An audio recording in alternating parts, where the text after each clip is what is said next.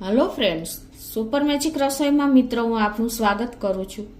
આજે હું આપણે કિચનને કનેક્ટેડ એટલે ટૂંકમાં આપણે લેડીઝને ઉપયોગી ટ્રીક અને ટીપનો વિડીયો તમને શેર કરું છું। તો તમને ચોક્કસ આ વિડીયો ગમશે મિત્રો। ગમે તો લાઈક કરજો, શેર કરજો અને સબસ્ક્રાઈબ કરવાનું તો ભૂલતા જ નહીં। અને મિત્રો બાજુમાં રહેલું બેલ આઇકનને પણ પ્રેસ કરજો, જેથી કરીને લેટેસ્ટ વિડીયોની માહિતી તમને મળતી રહે।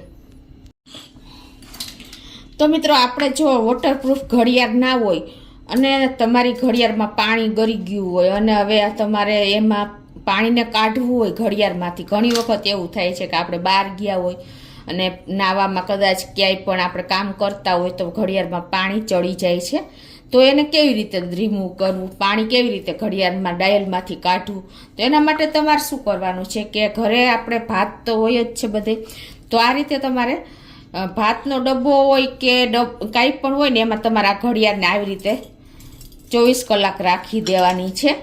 તો તમારે જે ઘડિયાળમાં પાણી ચડ્યું હશે ને એ ઇઝીલી નીકળી જશે 24 કલાકમાં, કેમ કે ચોખા હોય ને ચોખા એ શોષી લેશે પાણીને। તો આ ટ્રીક પણ તમારે આપણે લેડીઝ લોકોને ઉપયોગી થશે। અને એ જ રીતે મિત્રો આપણે અત્યારે મોબાઈલનો યુગ છે અને મોબાઈલ તો બધા પાસે હોય છે। ઘણી વખત મોબાઈલમાં પાણી ગળી જાય છે, ડોલમાં પડી જાય છે, ક્યાંય પણ તમારે રહી ગયું હોય તો એનો પણ તમે આ જ રીતે ઉપયોગ કરી શકો છો। ચોખાનો ડબ્બો હોય ને એમાં તમારે મોબાઈલને ડીપ કરી દેવાનો અંદર, તો બધા જ ચોખાનું મોબાઈલનું પાણી ચોખા શોષી લેશે। હવે ટ્રીક નંબર 2 કે મિત્રો આપણે કાંદા ને બટેટા આપણે ઘરમાં લઈ આવીએ છીએ અને ઘણી વખત ભેજને હિસાબે ચોમાસું હોય કે કાંઈ પણ વાતાવરણ હોય ને તો લાંબો ટાઈમ આપણે સાચવવા હોય, બગડે નહીં, એના માટે શું કરવાનું?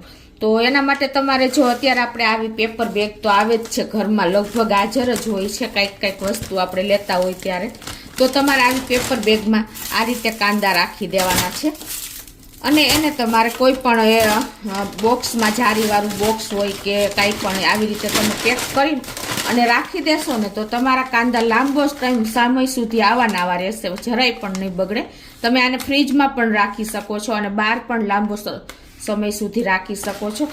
એ જ રીતે તમે આ બટેટા પણ જો તમારે ઉગી જતા હોય કે બગડી જતા હોય ને તો બટેટાને પણ તમે આ રીતે રાખી દેવાના છે આ પેપર બેગમાં, કેમ કે અત્યારે પેપર બેગ લગભગ આપણે વસ્તુ પેપર બેગમાં જ ઉપયોગ કરી આવે છે, એટલે હેલ્થ માટે પણ સારી અને બગડશે પણ નહીં। આ રીતે તમે પેક કરી અને કોઈ પણ વાસણમાં રાખી દેશો કે ફ્રીજમાં રાખી દેશો તો લાંબો સમય સુધી તમારે કાંદા બટેટા બગડશે નહીં અને તમે બહારગામ જવાનું થયું હોય ને તોય તમે આ પાછા આવીને આનો ઉપયોગ કરી શકશો।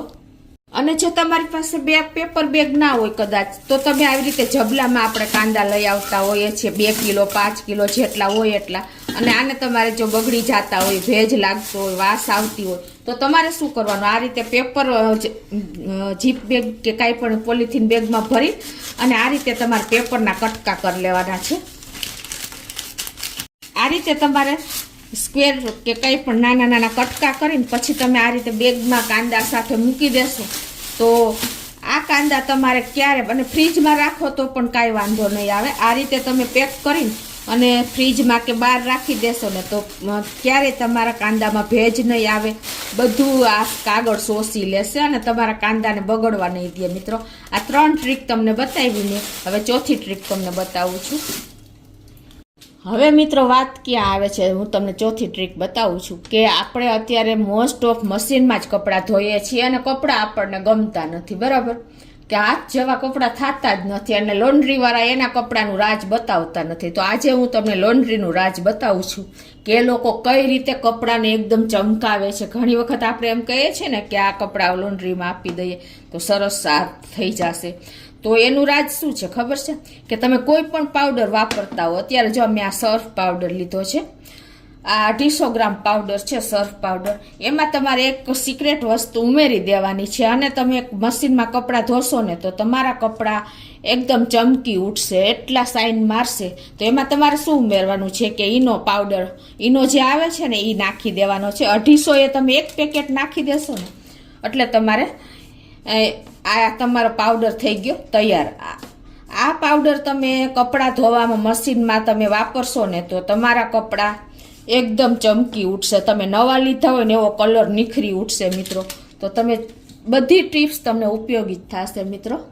તો ચોક્કસ એક વખત આ રીતે કપડાં ધોજો મિત્રો, સવારે જ ટ્રાય કરજો તો તમને બધી ટિપ્સ ઉપયોગી થશે. ગમે તો લાઈક કરજો, શેર કરજો અને સબસ્ક્રાઈબ કરવાનું તો ભૂલતા જ નહીં.